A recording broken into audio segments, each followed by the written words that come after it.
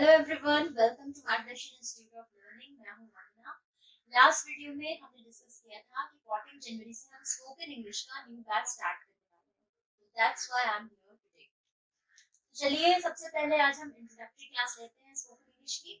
जानते हैं कि स्पोकन इंग्लिश में जो इंग्लिश है ये एक्चुअली है क्या। तो चलिए सबसे पहले जानते हैं कि इंग्लिश है क्या। अब इंग्लिश, जैसा कि आप सबको पता है, इंग्लिश क्या है? इंग्लिश एक लैंग्वेज है, ठीक है, भाषा है। तो भाषा चाहे कोई भी हो, इंग्लिश हो, संस्कृत हो, बंगाली हो, हिंदी हो, कोई भी लैंग्वेज हो, वो आती कहाँ से है? लैंग्वेज एग्जैक्टली आती कहाँ से है? साउंड से। किसी भी तरह की जो भी साउंड्स होती हैं, स्पेशली जो मीनिंगफुल साउंड्स होती है, उनसे बनता है लैंग्वेज।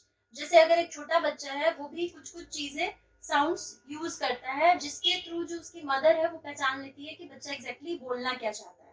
तो साउंड से बनता है लैंग्वेज। और ये साउंड्स कैसे आते हैं? वो आते हैं लेटर्स से, ठीक है। तो लेटर्स आपको पता है इंग्लिश में लेटर्स कितने हैं? टोटल लेटर्स हैं 26, A to Z 26 लेटर्स हैं। और इन जो लेटर्स के ग्रुप हैं, इसको हम कहते हैं अल्फाबेट। ये यहाँ ध्यान रखिएगा कि इसे अल्फाबेट्स नहीं कहते, क्योंकि ये ग्रुप ऑफ 26 लेटर्स है, इसलिए इसको बोलेंगे अल्फाबेट, ठीक है। तो इंग्लिश क्या है? लैंग्वेज है। लैंग्वेज आता है साउंड से, और साउंड जो है वो बनता है लेटर्स से। और ये लेटर्स जो है, इनको कैटेगराइज किया गया है दो पार्ट्स में, वॉवेल्स एंड कॉन्सोनेंट्स, ठीक है। वॉवेल्स आपको पता है 5 है, ए, ई, आई, ओ, यू। और कॉन्सोनेंट्स बाकी के जो भी बचे वो हो गए आपके कॉन्सोनेंट। तो इनमें भी वॉवेल्स और कॉन्सोनेंट्स में स्पोकन इंग्लिश की अगर हम बात करें, तो आपको सबसे ज्यादा ध्यान देना होता है वॉवेल्स पे। जो स्वर होते हैं, एग्जैक्टली जो मात्राएं बनती है, जो हिंदी में पढ़ते हैं, बड़ी की मात्रा, छोटी की मात्रा, बड़ी की मात्रा, वो सारे जो होते हैं वो वॉवेल्स होते हैं। तो आपको इंग्लिश में इन पे कंसंट्रेट करना बहुत जरूरी हो जाता है, क्योंकि अगर आप इसको ध्यान रखेंगे तो ही आप प्रोनाउंसिएशन सही ढंग से कर पाएंगे, या आप वर्ड्स की स्पेलिंग सही ढंग से लिख पाएंगे, ठीक है। तो यहाँ तक क्लियर है। अब ये जो लेटर्स हैं, इनका जब हम मीनिंगफुल यूनिट बनाते हैं, तो उससे बनता है वर्ड, ठीक है।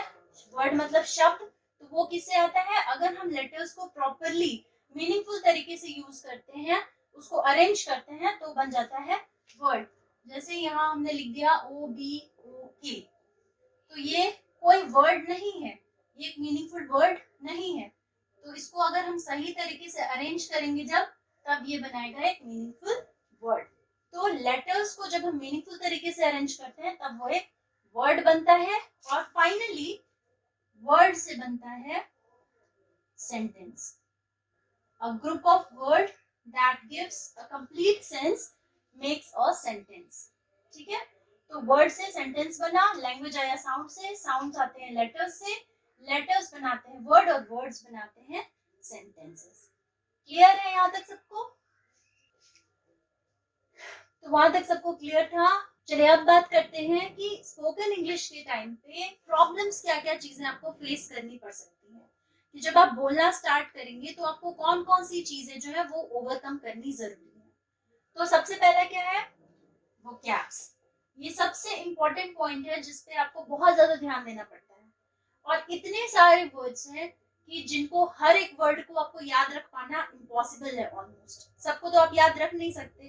तो हमें क्या करना होता है कि जो चीजें हम डेली लाइफ में यूज करते हैं, जैसे आपने 3 वर्ड्स हर किसी को पता है, सॉरी, थैंक यू और प्लीज। तो ये जो वर्ड्स हैं, इसको डेली लाइफ में कई बार यूज करते हैं, इसलिए हमें याद हो गया अच्छी तरीके से।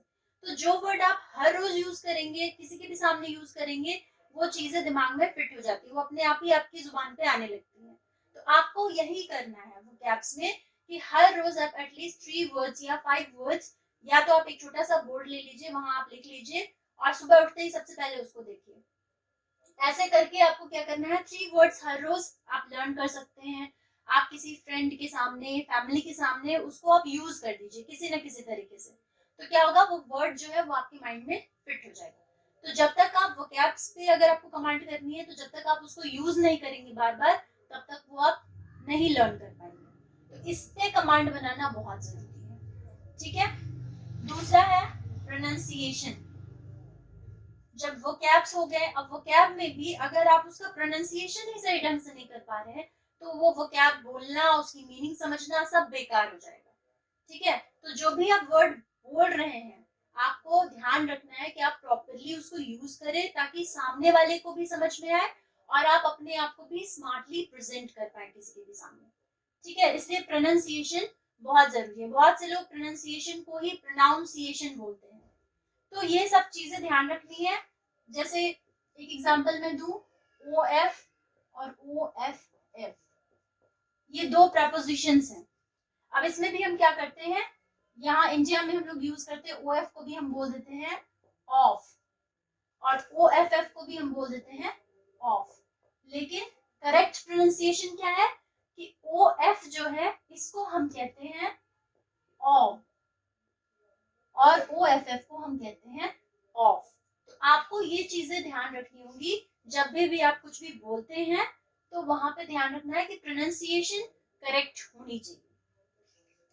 तीसरा इंपॉर्टेंट फैक्टर है सेंटेंस फॉर्मेशन। ये एक तीसरा प्रॉब्लम है कि आपने वोकैबुलरी पावर भी स्ट्रॉन्ग कर ली, आपकी प्रोनाउंसिएशन भी अच्छी है, लेकिन आपको सेंटेंस फॉर्म ही करने नहीं आ रहा, आप कुछ का कुछ सेंटेंस अरेंज कर रहे हैं, तो that will be a problem. तो वहां पे आपको क्या करना है, यहाँ ध्यान रखना है सेंटेंस फॉर्मेशन में कि सब्जेक्ट वर्ब ऑब्जेक्ट को कैसे हमें अरेंज करना है। टेंस जो कि सबसे इंपॉर्टेंट पार्ट होता है स्पोकन इंग्लिश का, उस पे आपको बहुत ज्यादा फोकस करना होता है। तो वो चीजें आपको ध्यान रखनी होंगी कि हम टेंस का पास्ट में हमें क्या यूज करना है, प्रेजेंट में क्या यूज करना है, फ्यूचर में क्या यूज करना है, ये ऑटोमेटिकली आपके अंदर से आना चाहिए। ये नहीं कि अब हम बोले जा रहे हैं और हिंदी में हमको ट्रांसलेट करके उसको बताना है, ठीक है। जैसे आप हिंदी लैंग्वेज बोलते हैं वैसे ही आपको इंग्लिश भी बोलना है, उसमें कोई ट्रांसलेशन करने वाली बात नहीं होनी चाहिए। तो वोकैब हो गया, प्रोनाउंसिएशन हो गया, सेंटेंस फॉर्मेशन हो गया। अब जिसको ये तीनों चीजों पे कमांड होगी, लेकिन अगर एक सबसे बड़ी problem, the biggest problem related to spoken English, वो क्या है, वो है हेजिटेशन, ठीक है फ्रेंड्स। अगर आपको सब कुछ आता है, प्रोनाउंसिएशन भी बहुत अच्छी है, वोकैब पे भी कमांड है, सेंटेंस फॉर्मेशन करने भी आता है, लेकिन आपके अंदर अगर हेजिटेशन है तो सब बेकार है, क्योंकि आप कुछ बोल ही नहीं पाएंगे, ठीक है। अगर आपको 10 लोगों के बीच बैठा दिया जाए, बोला जाए कि आप डिबेट करो या आप कोई टॉपिक डिस्कस करो या एक्स टेम्पोर आपको बोला जाए करने को, तो आप नहीं कर पाएंगे क्योंकि आपके अंदर हेजिटेशन है। तो ये ओवरकम करना सबसे ज्यादा जरूरी है। इसके लिए क्या करेंगे कि आप ज्यादा से ज्यादा प्रैक्टिस करेंगे। आप या तो स्टोरीज बनाइए, स्टोरीज को सुनिए, खुद से बोलिए, मिरर के सामने अपने आप को कोई टॉपिक दे दीजिए और उसके ऊपर आप बात करिए, अपने बारे में बात करिए, अपने डेली रूटीन के बारे में बात करिए। कुछ भी, आप कोई भी चीजें आप यूज कर सकते हैं, कोई भी आप घर में कोई भी सामान है आपका, आप सोफा के ऊपर कुछ भी बोल सकते हैं, आप मार्कर के ऊपर कुछ भी बोल सकते हैं। तो इस तरीके से अगर आप बोलेंगे तो आपके अंदर फ्लुएंसी आएगी और आपकी हेजिटेशन भी दूर होगी। अगर आप फोन पे ही कोई कॉन्वर्सेशन करते हैं तो फ्रेंड्स के साथ, तो कोशिश करिए कि आप इंग्लिश में कॉन्वर्सेशन करें उनसे। ये जरूरी नहीं है कि आपका ग्रामर यहाँ मिस्टेक हो रहा है, आपकी टेंस में यहाँ गलती हो रही है, आपको वर्ड्स नहीं आ रहे हैं, आप घुमा के कोई भी वर्ड यूज करिए, सामने वाले को समझ में आनी चाहिए। ये सबसे इम्पोर्टेंट चीज होती है। और स्पोकन इंग्लिश में फ्लुएंसी का ये मतलब नहीं होता है कि आप बकवास किए जा रहे हैं, फ्लुएंसी में आपका ग्रामर कहीं है, आपका टेंस कहीं है, that is not fluency. Fluency का मतलब होता है कि जो भी आप बोल रहे हैं वो आप प्रॉपर ढंग से बोल रहे हैं और सामने वाले को समझ में आ रहा है। बहुत से लोग इतना फास्ट इंग्लिश बोलते हैं कि सामने वाले के ऊपर से सब कुछ चला जाता है। तो वैसी इंग्लिश नहीं बोलनी है आपको, ना वैसी इंग्लिश सीखनी है। आपको एक प्रॉपर तरीके से सीखनी है जिसमें आप सही ढंग से ग्रामर का भी यूज कर रहे हैं और सामने वाले को जो कुछ भी आप डिलीवर कर रहे हैं वो उसको समझ में आ रहा है, ठीक है। तो ये 4 चीजें आपको ध्यान रखनी है। वोकैब के लिए मैंने आपको बताया है कि आप हर रोज 3 वर्ड्स आप लिखिए, कहीं पर भी उसको आप देखिए, हर रोज यूज करिए, सेंटेंस में यूज करिए, स्टोरीज बनाइए, उसमें यूज करिए, तो आपको वोकैब्स पे कमांड हो जाएगा धीरे धीरे। प्रोनाउंसिएशन के लिए जितना ज्यादा बोलेंगे आप उतना अच्छा आपका प्रोनाउंसिएशन होता चला जाएगा। सुनिए, ठीक है। सेंटेंस फॉर्मेशन के लिए आपको राइटिंग हैबिट अच्छी करनी होगी। आप कोई भी ऐसे चुन लीजिए या करंट अफेयर्स में जो कुछ भी करंट में चल रहा हो टॉपिक, उसके ऊपर आप लिखिए। तो उससे क्या होगा कि आपको समझ आएगा कि हम सेंटेंस अरेंजमेंट में क्या सही लग रहा है, ये सब्जेक्ट हमने ठीक से पुट किया है, ऑब्जेक्ट का ठीक से यूज किया है, टेंस किस कब की बात हो रही है, प्रेजेंट की, पास्ट की, फ्यूचर की, अपने आप आपको धीरे धीरे वो चीजें आने लगेंगी। और लास्ट मैंने बताया ये हेजिटेशन, तो आप खुद कोशिश करिए कि आप 4 लोगों को बैठा लीजिए, अपने फ्रेंड्स को, फैमिलीज को बैठा लीजिए, भले ही किसी को कुछ भी नहीं आता हो, आप बोलिए। अगर आप बोलेंगे तो आपकी हेजिटेशन अपने आप दूर होगी। ठीक है, अब हम बात करते हैं कि जब भी आप बोलना स्टार्ट करते हैं तो आपको किन 4 चीजों की जरूरत है। सबसे पहले आपको क्या करना है और सबसे लास्ट में आपको क्या करना है। तो फ्रेंड्स, सबसे पहले आपको क्या करना है, लिसनिंग, सुनिए। ठीक है, सुनना सबसे ज्यादा इंपॉर्टेंट काम है यहाँ पे। अगर आप ठीक से लिसन नहीं कर पा रहे हैं, अगर आप अच्छे से किसी को सुनते नहीं है, तो आप अच्छे से बोल भी नहीं पाते। ठीक है, तो आपको लिसनर अच्छा बनना पड़ेगा अगर आपको अच्छा स्पीकर बनना है तो। ठीक है, तो सबसे पहले लिसनिंग हैबिट आप डेवलप करिए। आप इंग्लिश न्यूज चैनल सुनिए, इंग्लिश मूवीज देखिए, आप रियलिटी शोज देखिए, आप कोई भी कमेंट्री सुनिए स्पोर्ट्स की। उससे क्या होगा कि जितना ज्यादा आप सुनेंगे, आपको समझ में आएगा कि सामने वाला बोल क्या रहा है। आप उसकी मीनिंग ढूंढने की कोशिश करेंगे, उसको समझने की कोशिश करेंगे, और जैसे जैसे आप समझेंगे, आपकी बोलने की हैबिट भी इनहेंस होगी। उससे लिसनिंग इनहेंस हो गई, तो क्या वो वर्ड्स आए आपके पास। जैसे अगर आप बिग बॉस देखें, उसमें भी क्या होता है, सेलिब्रिटीज बहुत सारे ऐसे वर्ड्स यूज करते हैं जो कि हम डेली लाइफ में यूज हमें हिंदी में हम करते रहते हैं। तो अगर आप उनको भी सुनेंगे ना, तो बहुत सारे वर्ड्स आएंगे आपके दिमाग में जो आप सोचेंगे अच्छा इसका मीनिंग क्या होता है। तो उससे काफी कुछ सीखने को आपको मिलेगा, क्योंकि वो लोग बार बार वो चीजें यूज करते हैं, तो बार बार हमारे माइंड में भी वो चीजें चलने लगेंगी, जिससे क्या होगा, वो वर्ड्स फिक्स हो जाएंगी माइंड में और हमें याद हो जाएंगी चीजें। ठीक है, तो सबसे पहला काम क्या करना है आपको, सुनना है। अभी लिखना नहीं है, अभी सिर्फ सुनना है कि सामने वाला बोल क्या रहा है। ठीक है, दूसरा इंपॉर्टेंट चीज है रीडिंग। ठीक है, लिसन कर लिया आपने, अच्छे से आप सुन रहे हैं किसी चीज को, कुछ भी आपको सुनना है, उसके बाद करना है आपको रीडिंग। रीडिंग इसलिए इम्पोर्टेंट है क्योंकि एक तो आपकी प्रोनाउंसिएशन अच्छी होगी और दूसरी आपकी कॉम्प्रिहेंशन स्किल्स अच्छे होंगे। ठीक है, मैं ये नहीं कह रही हूँ कि आप जो भी पढ़ रहे हैं वो सारा कुछ आपको समझ में आ जाएगा या आ जाना चाहिए बस, लेकिन आप रीडिंग हैबिट डालिए। आप सपोज करिए आप न्यूज़पेपर पढ़ते हैं, कोई इंग्लिश मैगजीन पढ़ते हैं जो आपके इंटरेस्ट का है, जो नहीं है वो मत पढ़िए, I am not suggesting that. लेकिन जो आपके इंटरेस्ट का है, एटलीस्ट अगर आपको बॉलीवुड में इंटरेस्ट है तो आप वो पढ़िए, आपको स्पोर्ट्स में इंटरेस्ट है तो वो पढ़िए, पॉलिटिक्स में इंटरेस्ट है तो वो पढ़िए, जिसमें भी इंटरेस्ट है बस वो पार्ट लीजिए और पढ़िए।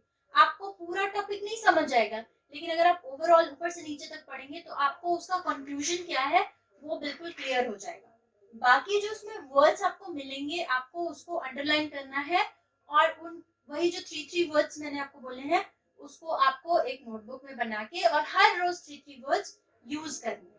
ठीक है, तो रीडिंग करने से क्या होगा, प्रोनाउंसिएशन अच्छी हो जाएगी, आप समझने की कोशिश करेंगे। अगर आपके इंटरेस्ट का होगा तो डेफिनेटली आप कोशिश करेंगे कि हम समझे कि उसमें क्या लिखा हुआ है, किस बारे में बात हो रही है। ठीक है, तो लिसनिंग हो गया, रीडिंग हो गया। थर्ड पॉइंट है राइटिंग। अब हमें रीडिंग के बाद आते हैं हम राइटिंग पे। अब आपको इसके साथ साथ लिखना भी है। लिखना इसलिए है ताकि आप सेंटेंस को अच्छे ढंग से फॉर्म कर पाए, अरेंज कर पाए। ठीक है, यहीं पे आपको ध्यान रखना है जो ग्रामर की चीजें हैं। सबसे इंपॉर्टेंट मैंने पहले ही बताया है कि स्पोकन इंग्लिश में सबसे ज्यादा इंपॉर्टेंट जो ग्रामर पोर्शन है वो है टेंस। बहुत सारी चीजें हैं उसके अलावा, बहुत कुछ आता है आगे, लेकिन सबसे ज्यादा इंपॉर्टेंट पोर्शन है टेंस। तो टेंस के लिए आपको सबसे पहले तो सेंटेंस का स्ट्रक्चर आपको आना चाहिए, तो उसके लिए सब्जेक्ट वर्ब ऑब्जेक्ट ये क्या होता है ये समझना जरूरी है। पूरे तरीके से ना आपको ग्रामर नहीं पढ़ना है स्पोकन इंग्लिश में, ग्रामर को हम थोड़ा दूर ही रखते हैं, लेकिन जो मेन चीज ये है कि आप फॉर्म कैसे करेंगे, एटलीस्ट आपको उतना भी पता होना चाहिए कि सब्जेक्ट क्या है, काम कौन कर रहा है, काम हो किसके ऊपर रहा है, वहां पे काम है क्या। तो ये चीजें जब तक पता नहीं होंगी तो आप उसको अरेंज कैसे करेंगे। तो इसलिए आपकी राइटिंग हैबिट आपको डेवलप करनी पड़ेगी। ठीक है, तो वहां पे एक तो आपको सेंटेंस अरेंजमेंट वहां पे सीखना होगा, और ग्रामर में टेंस, पॉजिटिव वर्ब्स हो गए, इसके साथ ही वोकैब से रिलेटेड जो इडियम्स फ्रेजेस हैं उन पे भी आपको थोड़ा बहुत कंसंट्रेट करना पड़ेगा। बहुत सारी चीजें हैं, इसके अलावा वॉइस है, मॉडल्स हैं, तो वो सब चीजें हम आगे पढ़ेंगे। ठीक है, राइटिंग से क्या होगा कि जितना ज्यादा आप लिखेंगे उतनी ज्यादा चीजें आपको याद होती जाएंगी। सॉरी, रीडिंग में आपने जो भी वोकैब्स लिखे होंगे या जो 3 वर्ड्स आपने सुना और आपने लिखा, तो लिखने से आपको याद हो जाएंगी चीज। अगर हम कोई चीज बार बार लिखते हैं ना, तो वो हमें एक तो याद हो जाती है, और साथ ही साथ उसके वर्ड्स की जो स्पेलिंग होती है वो भी हमारे माइंड में फिक्स हो जाती है।